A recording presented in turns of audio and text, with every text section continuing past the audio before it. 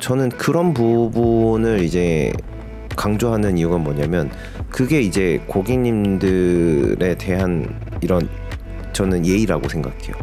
일상이 결국엔 계속 연습이어야 돼요, 일상이. 근데 여러분, 이 반복된 하루 속에서 항상 기회는 찾아와요.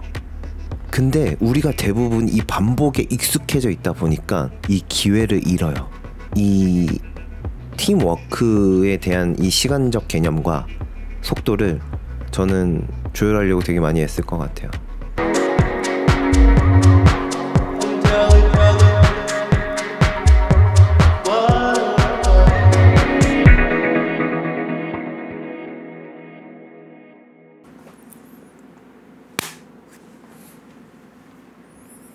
안녕하세요, 원니드의 정주영입니다.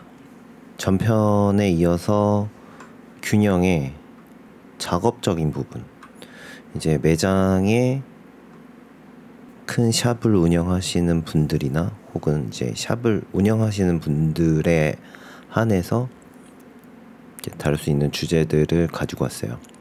또 3가지인데, 첫 번째가 이제 또 공간과 흐름이라는 주제입니다. 공간과 흐름. 우리가 어쨌든 샵을 하려면 공간이라는 곳이 필요합니다. 그 공간이라는 곳에서 과연 고객님들한테 어떠한 만족을 시킬 수 있는 인테리어를 할 것인가, 또한 내가 어떠한 환경에서 일을 하고 싶은지, 또 고객님들한테 어떠한 환경을 선물할 수 있는지, 또한 제공할 수 있는지에 대한 얘기들을 좀 해볼 텐데, 그리고 그 공간이 있으면 그 공간 안에서의 우리가 이제 흘러가는 이런 흐름들이 있어요. 그거에 대해서 한번 얘기를 해볼 거예요.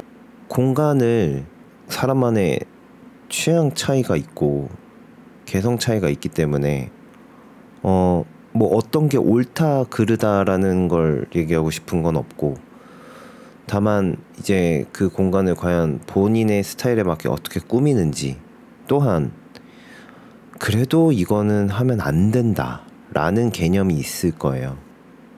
시스템 안에서 체계적으로 그 청소는 이루어져야 된다고 저는 생각이 들고, 이제 그 부분, 이제 일하는 사람들이나 일하는 친구들이 못하게 되면은 이제 외부에서 요즘은 이제 청소업체도 쓸 수 있고 뭐 그런 거긴 한데, 청소 부분 자체는 그 매장에 따라서 정말 꼭 가져가야 되는 시스템 중에 하나라고 저는 생각이 듭니다. 그게 가장 기본이 되어야 된다고 생각해요. 네, 청소라는 개념. 두 번째는 이건 예시를 들 수 있는 게, 제가 예전에 일했던 그 원장님이 꽃시장을 다니셨어요. 그 꽃시장으로, 거기가 3층이었는데 그 1층에서 3층 올라오는 그 포인트마다 꽃을 심어 놓으셨어요. 저도 많이 도와드리고 그 꽃 가져오시면 가가지고 같이 심고 그랬는데, 저는 그런 부분을 이제 강조하는 이유가 뭐냐면, 그게 이제 고객님들에 대한 이런, 저는 예의라고 생각해요. 그러니까 그런 변화성을 계절마다 꽃을 갖고 오고 계절마다 그렇게 변함을 주는 거는, 저는 그거는 어떻게 보면 살아있는 느낌을 좀 주잖아요, 사람이. 내가 여기 왔을 때 계절이 변하고 있구나라는 걸 알 수도 있는 거고, 그리고 여기 오면 새롭다, 아니면 변화를 하고 있네, 뭐 이런 느낌을 줄 수도 있는 거니까, 그런 건 고객님들한테 가장 큰 인상을 준다고 저는 생각이 듭니다. 근데 이게 사람이 어쨌든 기준점으로 5명, 10명, 15명 이렇게 많아지기 시작하면 이 동선이라는 게 중요합니다. 이를 효율적으로 뺄 수 있는 이 동선이 중요해요. 큰 샵을 가보면 대기 공간부터 시작해서 우리 직원들이 쉴 수 있는 휴게 공간, 또는 우리 디자이너나 아니면 인턴분들이 모여서 할 수 있는 그런 회의 공간, 고객님들이 머물 수 있는 샴푸실, 그리고 대기석, 우리가 할 수 있는 시술석, 그리고 요즘은 뭐 스파실도 엄청 잘 꾸며져 있고, 이런 모든 이제 공간 안에서의 이 동선 자체를 생각하고 인테리어를 하셔야 돼요. 그게 없이 인테리어를 하게 되면은 일을 할 때 약간 돗대기 시장 되기가 쉬워요. 시장처럼 되는 게 쉬워. 그래서 내가 그런 걸 만약에 매장을 차리려고 한다거나 아니면은 매장을 오픈하려고 준비를 한다면 꼭 그 동선을 체크하시길 바랍니다. 근데 그 동선이라는 게 도대체 뭐 어떤 식으로 돼 있는지가 이제 명확하지가 않잖아요. 그러니까 이거 일을 할 때 우리가 샴푸대랑 일단 대기석이랑 그리고 시술석이랑 이 세 가지를 중점으로 생각을 해야 됩니다. 왜냐면 고객님들이 왔다 갔다 하는 곳이니까. 어쨌든 고객님들이 머리를 자 예를 들면 커트를 했어요. 그럼 샴푸를 하러 가요. 그럼 그 샴푸 동선이 길면 안 되겠죠. 그 샴푸 동선이 길게 되면은 왔다 갔다 하는 빈도수가 길어져 버리게 되니까 이거에 따라서 내가 시간을 계산할 수 있는 개념이 이제 멀어져 버리는 거기 때문에 이 동선 자체를 굉장히 생각하고 어떻게 효율적으로 배분할지도 생각하셔야 돼요.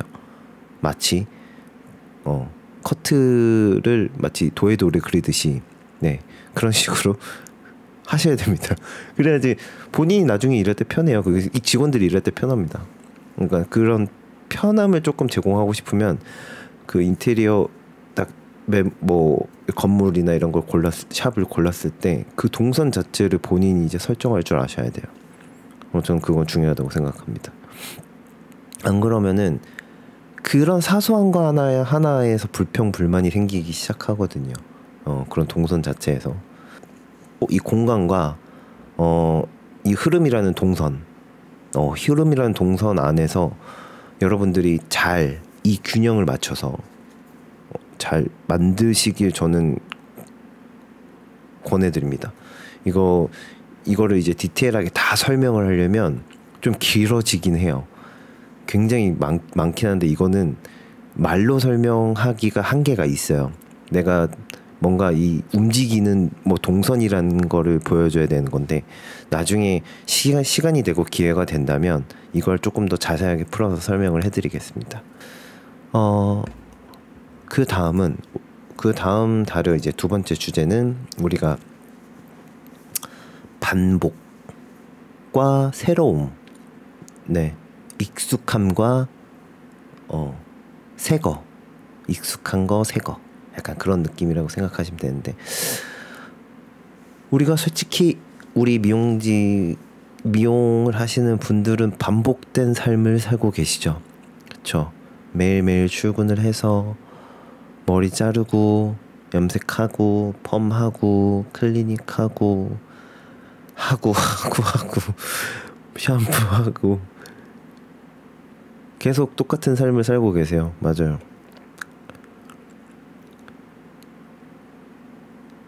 이 반복된 삶에서 우리는 항상 새로움을 찾아야 됩니다. 이게 처음에는 정말 찾는 게 아니 뭐 얼마나 더 찾아야 되지? 뭘 어떻게 찾아야 되지? 매너리즘에 빠질 수도 있습니다. 슬럼프에 빠질 수도 있고 저도 딱 1년 일했을 때 뭐지? 내가 알고 있던 미용이 내가 기대했던 내가 내 이상 속에 있던 그 미용이 아닌 거야.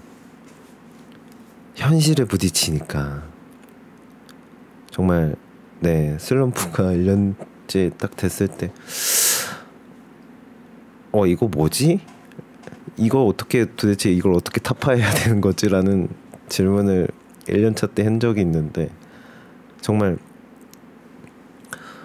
그 반복된 그 생활 속에서 이 숙련도가 쌓여야 돼요.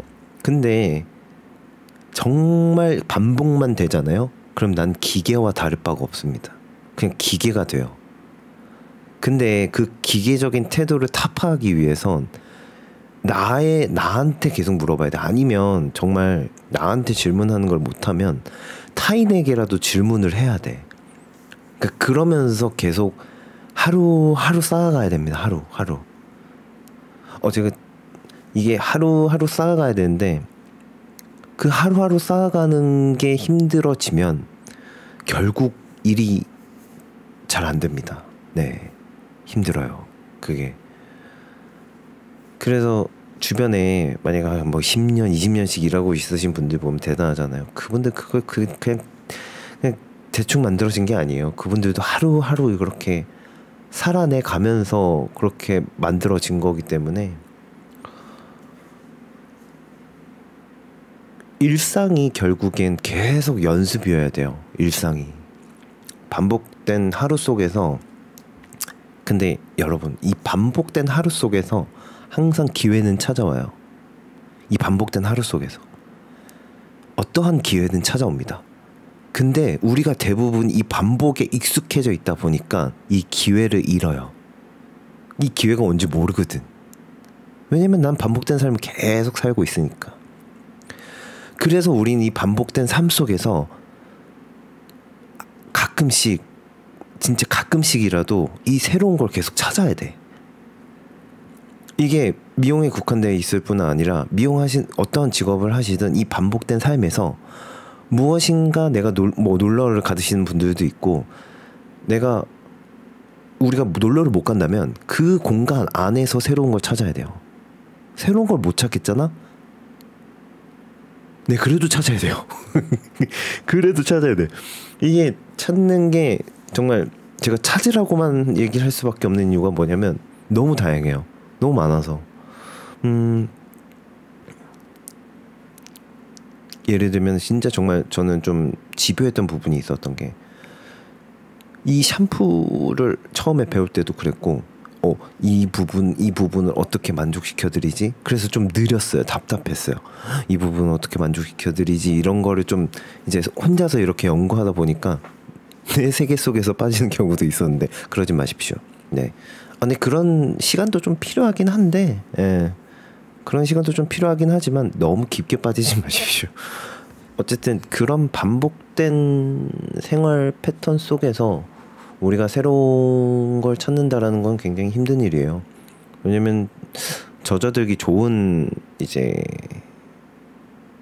젖어들 수밖에 없죠. 그런 반복된 삶을 계속 살다 보면은 신선한 걸 먹고 싶고, 신선한 걸 가지고 싶고, 새로운 걸 가지고 싶고, 좀 다양한 걸 즐기고 싶은데, 이 반복된 삶에서 있으면은 내 자신 자체가 초라해지기도 하고, 내가 과연 이걸 왜 하고 있는 것인가라는 질문을 하게 되고. 하지만 그런 현실과 반복된 삶 속에서 우린 어쨌든 어떠한 다양성을 찾으려고 되게 노력을 많이 해야 돼요. 그래서 제가 전편에 얘기했던 것처럼 많이 아셔야 된다는 게 그런 거예요. 그럼 많이 공부라는 것도 하다 보면은 그 반복된 삶 속에서 새로운 걸 찾게 되는 경우도 있는 겁니다. 이 세상에는 지금 우리가 알지 못한 것들도 너무 많아요. 네, 알아야 될 것들도 많고. 그렇기 때문에 이거에 대한 재미를 붙이게 되면 쉴 틈이 없어요.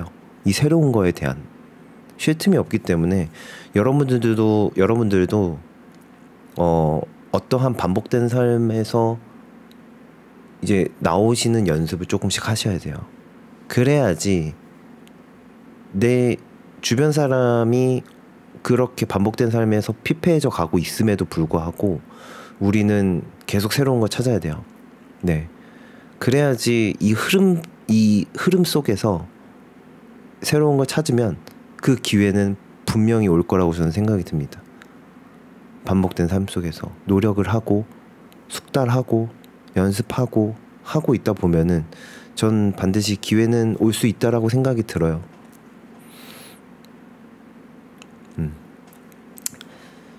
그래서 제가 이 주제는 끝내면서 하고 싶은 말은 뭐냐면, 매일 반복되긴 하지만 그 안에서 새로운 나를 만드는 건 그게 아마 우리가 일하고 있는 작업 환경 안에서의 균형이 아닐까 싶어요.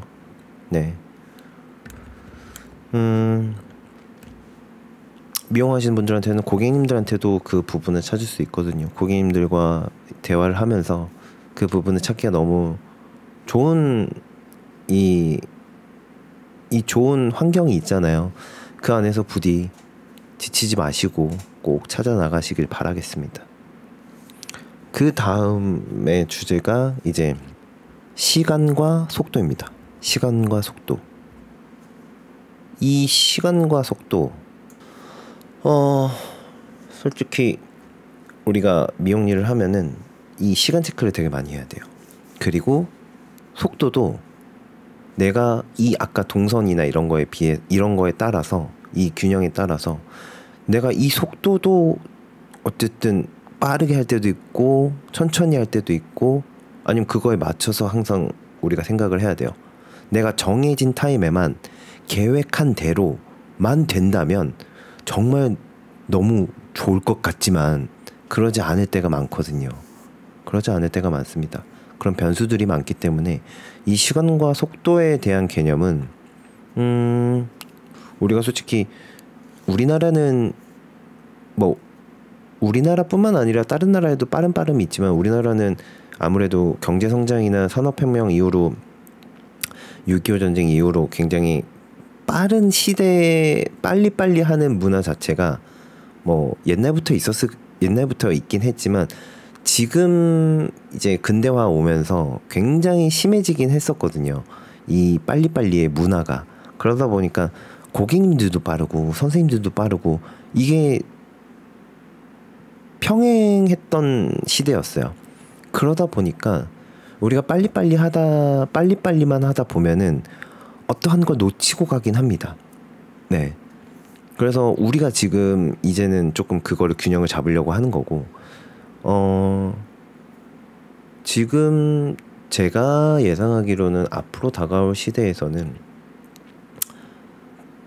빠름의 미덕이나 빨리빨리보다는 어떻게 만족을 시킬 것인가의 시대로 변할 거고, 그 만족을 시키는 가치성이 더 중요해지고 그 가치를 우리가 항상 염두에 두고 생각해둬야 되는 게 이 시간 속도 안에 존재합니다. 아까 제가 이전에 얘기했던 주제에서도 있지만 시간과 속도는 빠르게 할 때도 있어야 되지만 느리게 할 때도 있어야 되는 것처럼 이 균형을 잘 맞춰야 돼요. 예를 들면은 염색 타임을 보는 시간이 있다면 그 시간이 플러스 마이너스 5분으로 둬도 둘 수 있을 정도로 본인의 이런 여유가 있어야 돼요.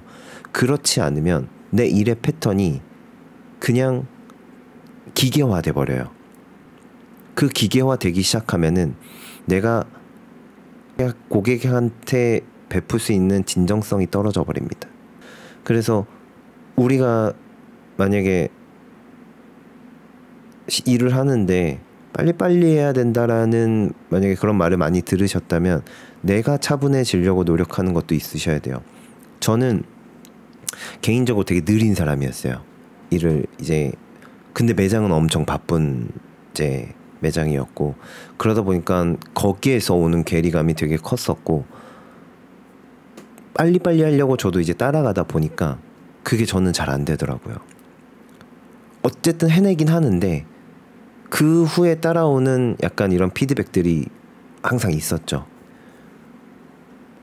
개인적으로는 이 시간의 씀을 제가 브랜드를 만들게 된다면 뭔가 아무리 사람이 많아지고 아무리 바쁘더라도 이 팀워크에 대한 이 시간적 개념과 속도를 저는 조율하려고 되게 많이 애쓸 것 같아요.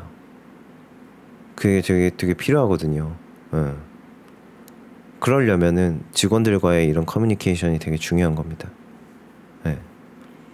그거는 혼자서 만들 수 없는 거기 때문에 정말 본인이 리더라고 한다면 그 리더라고 하시는 분들은 제가 아까 말씀드렸던 대로 공간과 흐름도 볼 줄 아셔야 되고 이 시간 속도에 대한 개념을 그 공간 흐름에 넣으실 줄 아셔야 돼요. 사람을 많이 상대하는 곳에 계시다면 그 동선과 시간 체크를 꼭 체크해 보시길 바랍니다. 제가 있었던 매장들은 저는 계속 그렇게 바빴었던 것 같은데 뭐 그건 이제 케이스 바이 케이스라 제가 한가할 때는 솔직히 이런 고민을 사람이 만약에 예를 들면 디자이너 선생님이 10명이야. 그럼 디자이너 선생님당 1명씩 있어. 그러면 이건 문제가 안 됩니다. 네. 그렇게까지 문제가 안 돼요. 근데 이게 이제 어떠한 선생님은 3명씩 있고 한 10명이 있으면 한 6, 7명의 선생님 막 2명씩 1명, 3명 이렇게 있어요. 그럼 이제 그때부터 이제 꼬이기 시작하는 거예요. 만약에 그 상태가 되기까지는 엄청 바쁜 매장일 건데 2명만 돼도 그러니까 매장의 총 고객님이 어쨌든 우리 디자이너 선생님들 수만큼의 이상이 되면은 그건 바빠 보이는 매장이 되는 거지 바쁜 매장은 아닙니다. 근데 이게 어느 정도 1.5배가 넘어가는 순간 그거는 바쁜 매장이 되는 거예요. 네. 그런 사람 수에 따라서 우리가 할 수 있는 행동들이 달라지는 거예요.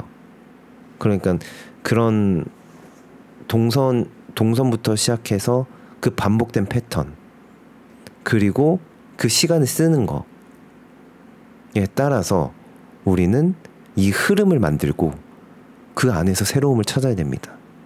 그리고 그 새로움에서 속도를 조절할 줄 알아야 돼요. 결국에 오늘 얘기했던 이 3가지 주제는 어느 하나도 엮여 있지 않은 게 없어요. 네. 좀 정리를 해서 말씀을 드리면 공간은 머무름의 이유가 되어야 하고 반복은 새로움에 위한 연습이 되어야 합니다. 그리고 시간은 속도보다 기억에 남는 방식이어야 합니다. 그리고 이 모든 것들이 하루하루 저의 작업, 여러분들의 작업을 통해서 브랜드가 될 수 있는 거고 제가 시작하는 이 원니드라는 브랜드도 그렇게 조금씩 완성시켜 가는 거죠. 그렇게 스텝 바이 스텝 하면서. 그래서 제가 이 균형이라는 주제 자체에서 조금 더 많이 얘기하고 싶었던 이유가 뭐냐면 그 균형은 결국엔 미용뿐만 아니라 어떠한 삶에서든 중요하기 때문인 거예요. 그래서 여러분들도 제 말을 듣고 한 번쯤은 생각해 볼 수 있는 시간을 가져보시는 것도 좀 괜찮을 것 같아요. 네. 그 균형을 찾을 수 있는 뭔가의 새로움을 찾는다면 저는 그걸로 족합니다. 네. 꼭 그렇게 되시길 저는 바라보고 이번 균형의 작업편은 여기서 마무리하도록 하겠습니다. 감사합니다.